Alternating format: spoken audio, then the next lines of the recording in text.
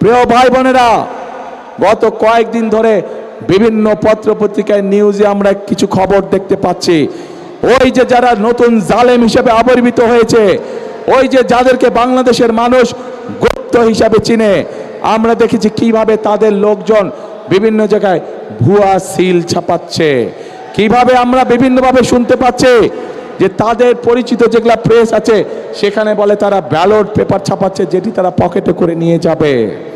প্রিয় ভাই বোনেরা, শুধু তাই নয়, আমরা এর মধ্যে বিভিন্ন জায়গায় দেখেছি, বিশেষ করে নিরীহ মা বোন যারা আছে তাদের কাছে গিয়ে তারা এনআইডি নাম্বার নিচ্ছে, তাদের কাছে গিয়ে তারা বিকাশ নাম্বার নিচ্ছে।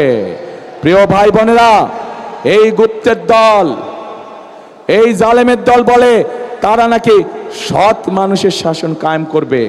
আরে ভাই, নির্বাচনের আগেই তো আপনারা জাল ব্যালট পেপার শুনলাম, খবরে দেখলাম ছাপাচ্ছেন। নির্বাচনের আগেই তো দেখলাম আপনাদের লোকজন এনআইডি নাম্বার নিয়ে যাচ্ছে, মা বোনদের বিকাশ নাম্বার নিয়ে যাচ্ছে। প্রথমেই তো আপনারা অনৈতিক কাজ শুরু করছেন। অনৈতিক কাজ দিয়ে আপনারা মানুষের ভোটকে প্রভাবিত করতে যাচ্ছেন। যাদের ভোটের শুরুটাই অনৈতিক কাজ, তারা কি করে সৎ মানুষের শাসন দিতে পারে? পারে না তারা। প্রিয় ভাই বোনেরা,